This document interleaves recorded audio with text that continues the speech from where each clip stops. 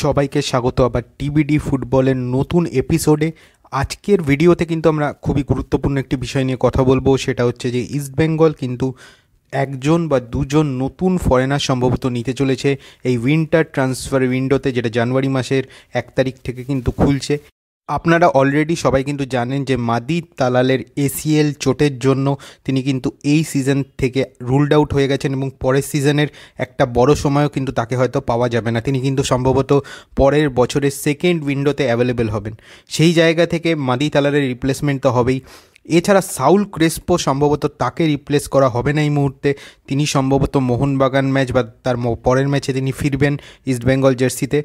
তবে যে খবরটা উঠে আসছে যে এএফসি কাপের নেক্সট রাউন্ডে ইস্টবেঙ্গল কোয়ালিফাই করেছে গ্রুপ স্টেজ থেকে, তো সেই জন্য এবং আইএসএলের ক্ষেত্রেও চোটাঘাতের একটা সমস্যা হচ্ছে ইস্টবেঙ্গলের, তো সেই জায়গা থেকে সেক্ষেত্রে ইস্টবেঙ্গল কিন্তু একজন ফরেনার নিতে পারে ডিফেন্সিভ পজিশানে, এবং ডিফেন্সিভ পজিশানে তারা কিন্তু একজন ফরেনার তখনই নেবে যদি তাদের বাজেটে সেটা অ্যালাউ করে।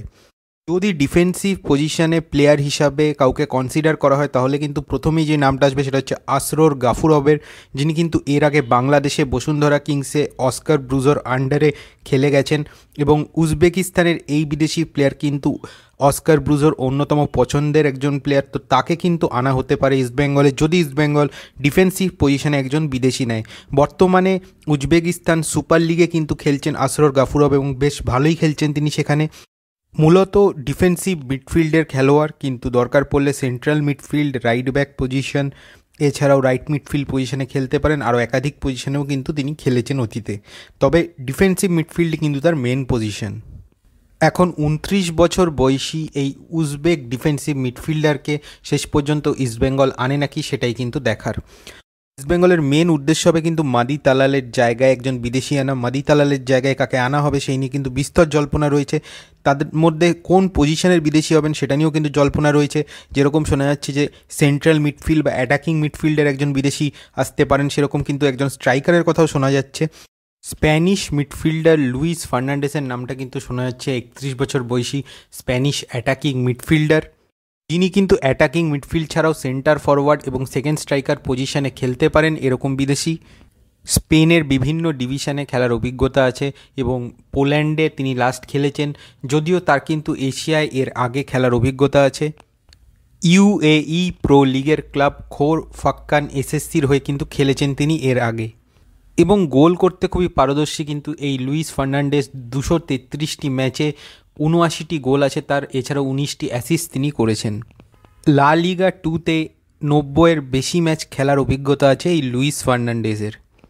এছাড়াও 35 বছর বয়সী স্প্যানিশ মিডফিল্ডার জনাথন ভিয়েরার কথাও কিন্তু শোনা যাচ্ছে, কিন্তু জনাথন ভিয়েরার ক্ষেত্রে একটা বাজেটের সমস্যা কিন্তু হতে পারে, কারণ জনাথন ভিয়েরা কিন্তু বেশ হাই প্রোফাইল প্লেয়ার, লা লিগাতে দীর্ঘদিন খেলেছেন, স্পেনের জাতীয় দলের হয়ে খেলার অভিজ্ঞতা আছে। অ্যাটাকিং মিডফিল্ডার ছাড়াও লেফট উইং এবং রাইট উইংও কিন্তু সমানভাবে অপারেট করতে পারেনি জনাথন ভিয়েরা।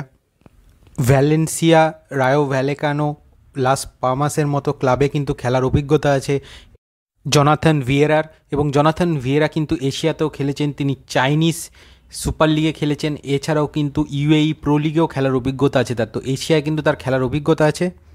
একটা সময় কিন্তু তার 72 কোটি টাকা মার্কেট ভ্যালু ছিল, তো খুবই হাই প্রোফাইল একজন প্লেয়ার। এরকম প্লেয়ারকে আনা সম্ভব হবে কিনা বাজেটের ক্ষেত্রে একটা কনস্ট্যান্ট কিন্তু হতে পারে, তো সেই ব্যাপারটা রয়েছে। ইস্টবেঙ্গল শেষ পর্যন্ত তার দিকে যায় কিনা সেটাও দেখার।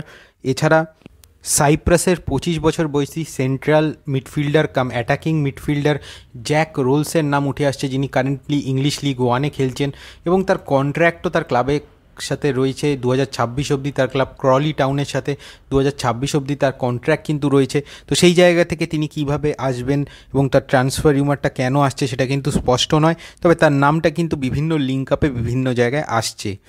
আর লাস্ট যার কথা বলবো সেটা হচ্ছে ইংলিশ স্ট্রাইকার অ্যাশলে কফি, 31 বছর বয়সী দীর্ঘদেহী ইংলিশ স্ট্রাইকার।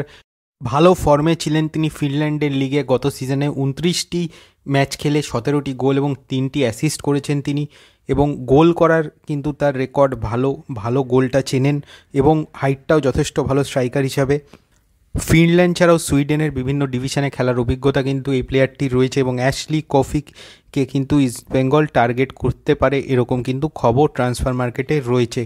এখন এটাই দেখার যে শেষ পর্যন্ত ইস্টবেঙ্গল কোন বিদেশিকে নেয় মাদি তালালের জায়গায়, এবং তারা আদৌ কি দুই বিদেশি নেয় নাকি মাদি তালালের রিপ্লেসমেন্ট নিয়েই তারা থেমে যায়, সেটাই কিন্তু দেখার। তো এই ভিডিওটি পর্যন্ত রাখছি। ভিডিওটা ভালো লাগলে অবশ্যই লাইক, শেয়ার এবং কমেন্ট করবেন, এবং যারা আমাদের চ্যানেলে নতুন এসেছেন বা আমাদের চ্যানেলটিকে এখনও সাবস্ক্রাইব করেনি, প্লিজ আমাদের চ্যানেলটিকে সাবস্ক্রাইব করে দেবেন। তো চলুন এখনকার মতো।